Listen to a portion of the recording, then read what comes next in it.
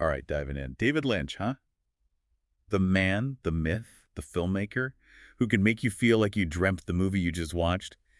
Sadly, he passed away recently, so we're taking a deep dive into his life and work using his obituary from Variety. This is going to be interesting. Yeah, interesting is one way to put it. Lynch was, something else. Can't just call him a filmmaker, really. Painter, musician, cartoonist. The guy was a creative force. Okay, so Variety lays out his early years, and it sounds like he moved around more than your average kid, born in Montana, then all over the place, finally settling in Virginia. Do you think all that moving around, being the new kid all the time, messed with his sense of reality, maybe?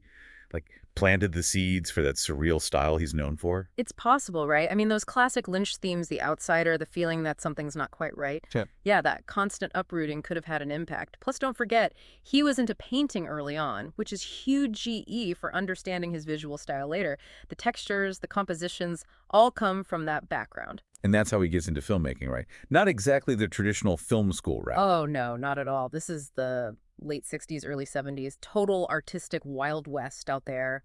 Lynch is experimenting with animation, live action, mixing them together, and it's all pretty out there. Even then, he was drawn to the dark stuff, the subconscious, all that. And then he lands in Philadelphia, which I gotta say has a certain darkness to it, a grittiness.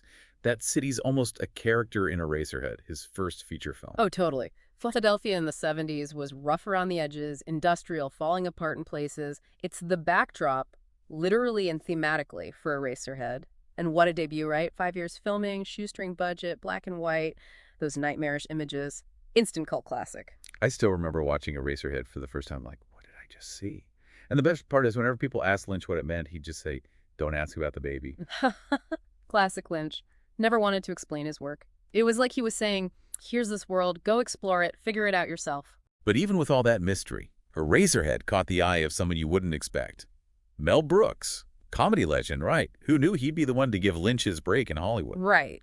Total curveball.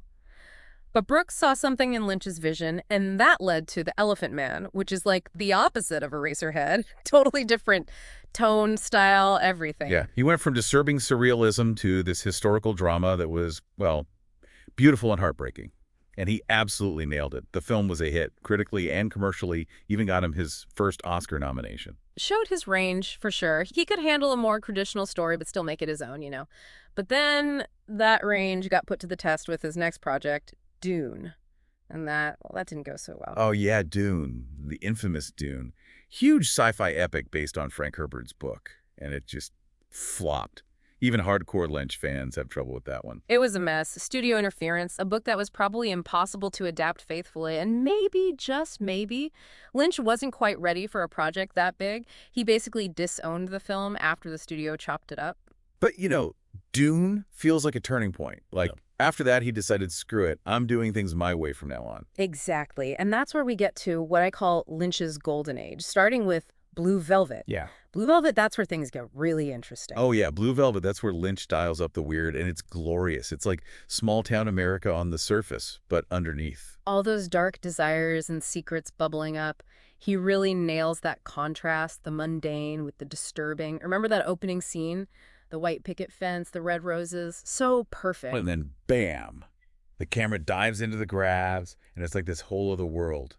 Bugs, decay, all hidden right there under the pretty surface. Exactly, a microcosm of the whole movie. And the cast. Kyle MacLachlan, all innocent, getting pulled into this darkness. Isabella Rossellini, the tortured singer. And Dennis Hopper, oh man, Dennis Hopper is Frank Booth. Hopper is terrifying. He is pure chaos in that role. But there's also this weird vulnerability to Frank, like he's both repulsive and magnetic. Classic Lynch, making you empathize with the messed up characters. Yeah. Yep.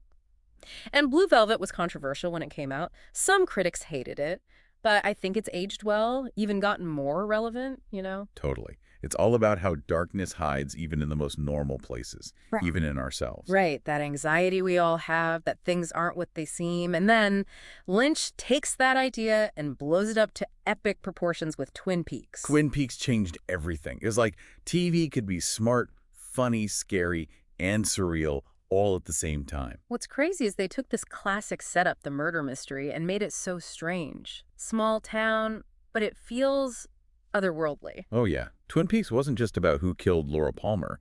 It was about all the secrets, all the desires hidden under the surface of this supposedly perfect town. Uh-huh. And then you had those characters. The log lady, the man from another place. Pure Lynchian weirdness. And it worked. People were hooked. It made you think, too. It wasn't just about getting answers. It was about living with the questions, the ambiguity. That's Lynch, all over. He never talked down to the audience. He trusted them to go along for the ride, even if it got uncomfortable. And the legacy of Twin Peaks. Huge. I mean, look at Stranger Things, The X-Files. They owe a lot to Twin Peaks for showing that TV could be smart and de-strange. And that's the thing, it wasn't just a flash in the pan. It got that prequel film, Fire Walk with Me, and then a whole revival season 25 years later.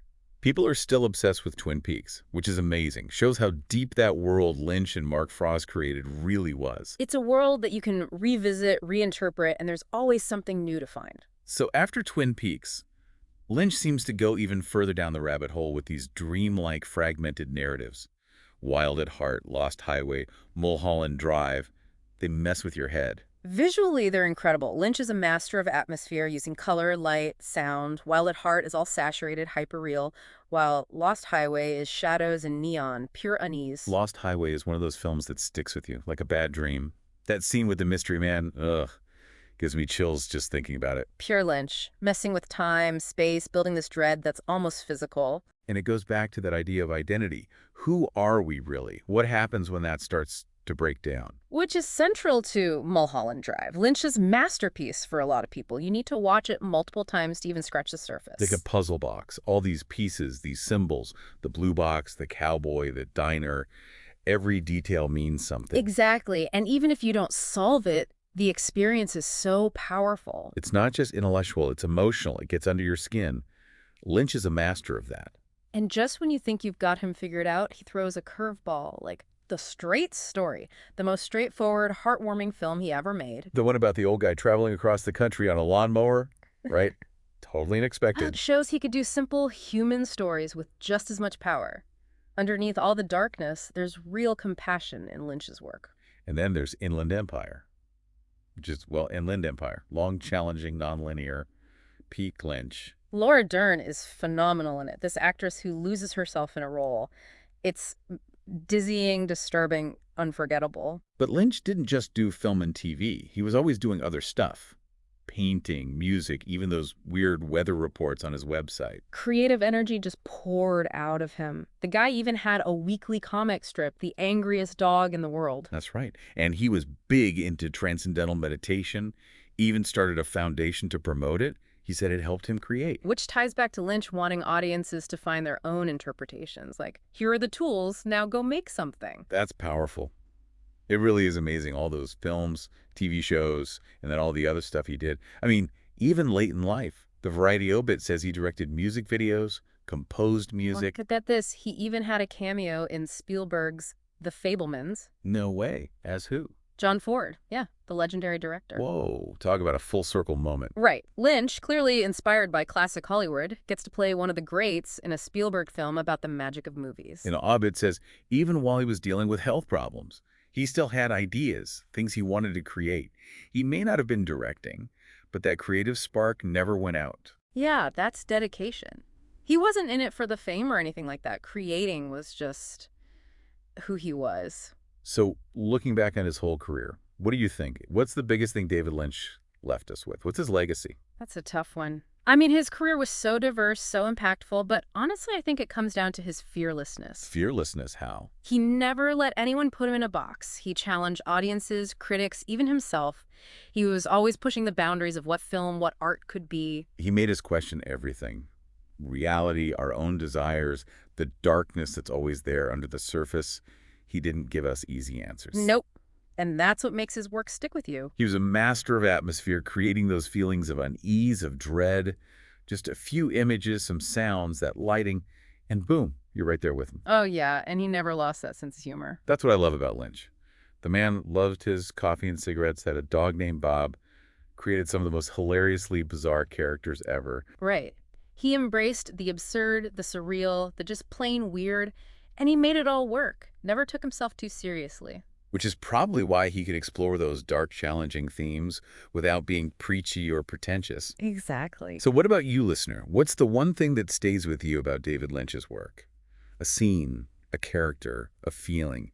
For me, it's that unsettling sense that things aren't what they seem, that something's always hiding beneath the surface. That's the power of Lynch, right there. He got at something universal, those primal fears and desires we all have, and he gave them a voice, a face, a world. He made us face those uncomfortable truths. And in doing so, he helped us understand ourselves and the world around us a little bit better. You know, if this deep dive has got you curious about a specific Lynch film, one you haven't seen or one you want to revisit, let us know. Yeah, maybe you can do a deep dive on it in a future episode. There's a whole universe of Lynchian weirdness out there waiting to be explored. Thanks for joining us on The Deep Dive.